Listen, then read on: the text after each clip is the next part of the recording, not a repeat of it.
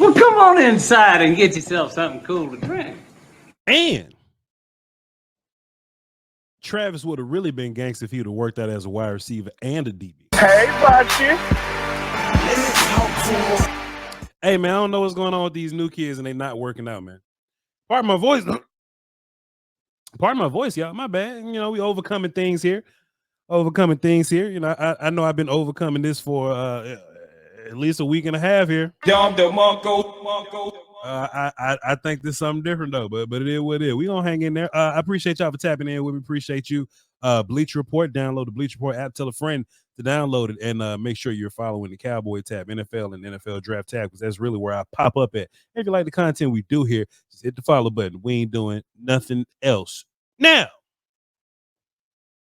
Yeah, man. You know, I understand how Bleach Report operates with their hot topic rollouts. You know what I'm saying? Combine coming on. So just me, you know, doing good work for the beloved Bleach Report.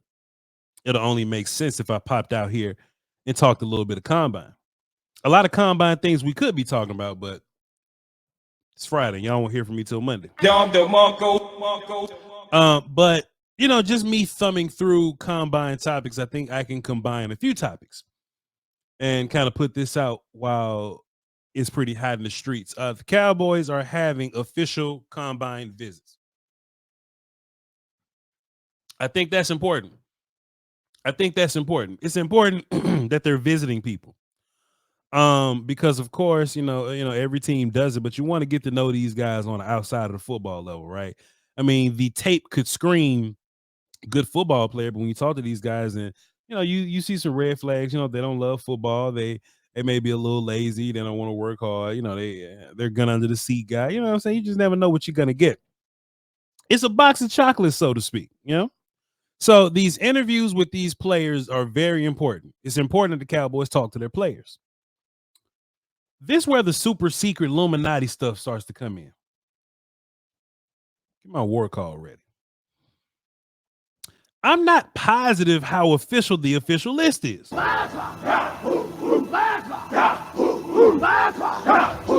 Voch, what you mean by that, man? Well, the Cowboys have many opportunities to talk to players.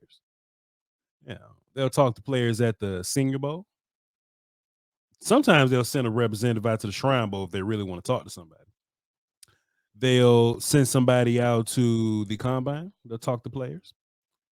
They'll talk to players at pro days. They'll send coaches to work them out at pro days. And that's where you're going to see a lot more of these top 12 or so guys. It really lets me down sometimes when I don't see the top 12 or so guys. But, you know, it's a business now. And in particular, the Cowboys have Dallas Day. You know, these different draft classes, you know, they have a lot of representation from the DFW area. You know, I think any team is allowed to talk to a player within a certain amount, like a certain radius around their practice hub or whatever. So the Cowboys, they practice and they operate in Frisco, Texas. I'm right down the street. Okay. So there's a certain mileage, there's a certain mileage around Frisco that if you went to high school there, if you go to college there, if you're from there, we get to talk to you. Right. So you may not see a player like Ashton Genty on this official Combine visit list. Well, Ashton Genty played football in Frisco, Texas. He's from Frisco, Texas. So you get to reach out to Ashton Genty, be like, hey, man, let me talk to you for a minute. Let me chop it up with you for a minute. All the TCU kids, like they get to chop it up and talk to them. So if you don't see a handful of players on this list, it's not because the Cowboys aren't interested in talking to them. The Cowboys want to talk to everybody right now. Everybody, you know, that they could possibly bring in to talk to. But it's the 30 visits and the Dallas Day that really put the satin on the panties here. Am I saying that this list of guys is nonsense and we shouldn't be worried about it? Yeah, but, you know, yeah, but, yes. But the least we can do, especially around content season, is take a look at this list and try to draw a handful of conclusions, okay? So let's try to do this. Let's try to do it, all right? And pardon me for being skeptical, right? Because I tweeted this the other day. I think the last two campaigns really ever since, Jason Garrett left, but these last two campaigns, I think it's been more Will McClay and his staff than the head coach and his staff that's picking the players out. And I think when we hear big media rumors, I think there's misdirection on purpose. And I don't think the coaches are the one that's misdirecting the media. I think the coaches have a good clue about who they like, and the scouts have a good idea of who they like. But it's Jerry Wayne Jones that likes to run interference, for example. You gotta remember 2 years ago, the Michael Mayer news came out, right? Oh, the Cowboys they're very interested in Michael Mayer, and they'll take him if he's available. They loved Michael Mayer, allegedly. And then we get to day one, and apparently Buffalo believed it so much, which could prove that this was some useful interference. Buffalo traded in front of Dallas to go get Dalton Kincaid because they were so sure that the Cowboys were looking for a tight end. Well, we get to the first round and the secret audio come out. It was Mozzie Smith and Bergeron. Like, we wasn't even looking at tight end for real in that round. Now, we eventually tapped in with tight end in the second round. Schoonmaker was that pick. I ain't fooled with it. Did you hear what I said? But Schoonmaker was indeed the pick. So, if there's anything to your tight end rumors, it's cool. But I remember the name was Michael Mayer. And then last year, I don't know if y'all remember last year, but Jonathan Brooks, the running back from Texas, y'all remember that? Y'all remember us just raving about him being our new star running back, and Jonathan Brooks was like a running back one type guy. But he came off the knee injury, and Dr. Cooper of the Cowboys, his knee doctor, did the surgery, and everybody was thinking, hey, man, we here in the second round. It's got to be Jonathan Cooper, right? And it was Marshawn Nealon, So I take a lot of these rumors and these lists with a grain of salt. But the least we could do is take a look at them, and let's see what we can find. Hit my mute button for a loud cough.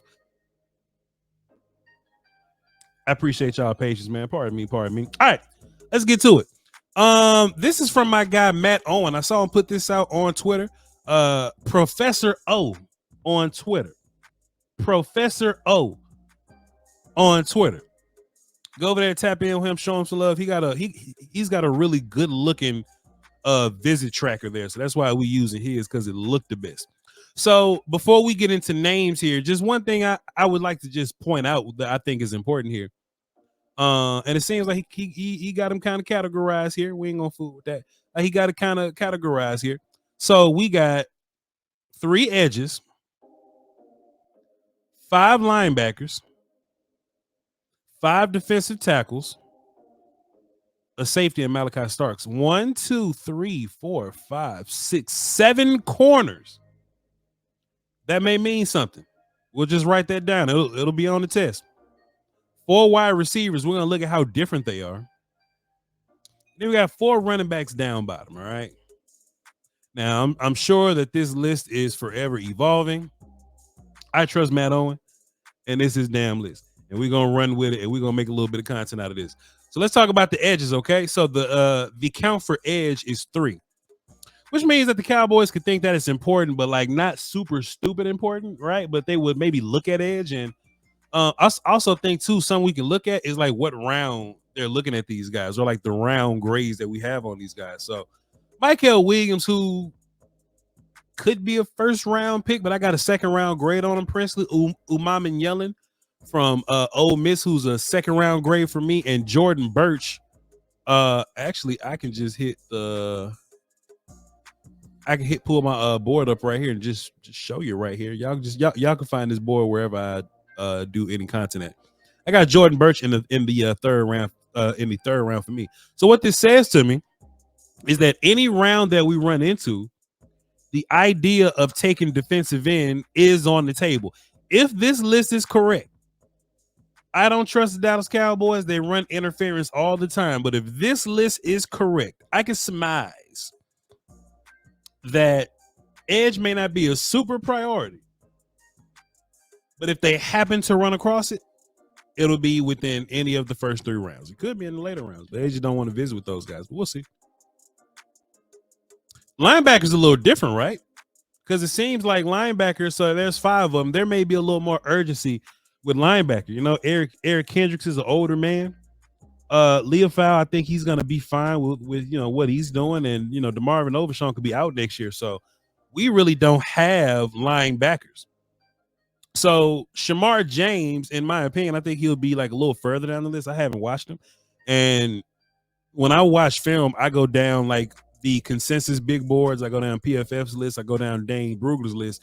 So typically, I watch the number 1 player first. When I'm at my 5th player, is normally somebody's 5th player, right? So I have 140 some players watched, 138 players watched. So if these guys, so if Shamar James ain't in the 140 or so, I can imagine he'll be like a day 3 type of guy. But Shamar James, that just means in my mind, just me translating this, if this is indeed a decent list that's telling the truth, especially like James and Jeffrey Boss, I got him in the same kind of range. Barry Carter, like day 3 guys. This says to me that the Cowboys could be looking at linebacker any round except the first. I think the only first round linebacker. Well, pardon me, I don't have a first round linebacker, but my best linebacker is Jihad Campbell. I got a second round grade on him, and I only got 13 first round grades. So Jihad Campbell could indeed go in the first round, but he's not on this list. So Swessinger I like a lot, but day 2 guy maybe. Stutzman I like a lot. He's a day 2 guy maybe. I think the Cowboys in day 2 and day 3. If this list seems to be decent and of good character, then I can assume that the Cowboys are peaking at linebacker in day 2, but they'll really turn it up in day 3, and especially when you need some, you know, kicking team guys, you know, to come in and fill in and do that stuff. So we'll see. And linebacker depth is important, so we'll see. Defensive tackles: Alfred Collins, Kenny Grant, Cam Horsley, Walter Nolan, and Peyton Page. I haven't seen Peyton Page or Cam Horsley. I know they exist. I got a chance to look at a highlight tape from Cam Horsley when I was on the Cam Horsley when I was on the Dallas Cowboys draft show the other day. Hey, what you want me to say? But Cam Horsley seems to be I know he's long arm guy, and I know Peyton Page is long arm guy, and I also know that Walter Nolan, Kenny Grant, and Alfred Collins are long arm guys, so we know that they're looking for arm length. So that might be a little hint to where we're going. Kenny Grant, I got a second round grade on him, but he'll probably be a first round kind of guy. Alfred Collins, people may be all over the place about him, but I got a day 3 grade on him. He's not a complete player, especially versus some of the tackles in this class that are complete players, but he has like first round level traits. So if you can get him and fix some of his deficiencies or whatnot, you might have a dude in Alfred Collins. It just depends. And Walter Nolan's been a guy that I've been seeing floating around as the 12th overall pick. I don't like it very much, but it's just news that we're hearing, and it's way too early, and we can't really bank on anything. So let's not get caught up in any news or rhetoric or whatever. But it is what it is. Here. Now, Chad, we got a lot of corners up there. I noticed we got mostly linebackers, right? You know, and that could be because Overshown's injury, he's out next year. And we got a lot of cornerback injuries. And that could be because of Trey Diggs' injury. Trey is out next year. I don't think the Cowboys going to be looking at Jahdae Barron because he's little bitty. Like, his measurements came out. He's like 5'10" and 5'8" or something, man. He got like 29-inch arms or something. So I don't think the Cowboys are going to be, looking at Jahdae Barron too much. But if it's in a range that the Cowboys can't deny it, like Jahdae Barron is like, if he's available in the second round for you, I think you jump all over that. You jump all over the upside, whether you got short arms or not. Trey Amos, who's definitely a long arm guy. Will Johnson, who's definitely a long arm guy. Kobe Bryant from Kansas, who's a zone dude, which makes a little sense. Will Johnson's also a zone guy. That's interesting if we're just putting those together. Zy Alexander, long arms, but he could also be a zone type of guy. Maxwell Harrison's like a man cover dude. Benjamin Morrison can do it all. But he's injured guy. So maybe they tapping in with Morrison just to see what his injury's hitting on. But that is an interesting, diverse group of corners. But I'll tell you what, you know, we may see some late round guys run around at linebacker on this list, or some late round guys run around at D tackle on this list. All these corners could go early. Every single last one of these corners could go early. I got Zay Alexander going a little bit late, but all these other guys are like 1, 2, 3 guys. And I would imagine the Cowboys have to compensate for the idea that they don't have a 4th round pick, but that's their business. That ain't up to me to figure out. That's their business. Four wide receivers here, and this is an interesting wide receiver group. Just trying to find some traits. Some trends in this group. If you look at Matthew Golden, Caden Prather, and Ted McMillan, they're all guys that are probably going to play X for the Cowboys.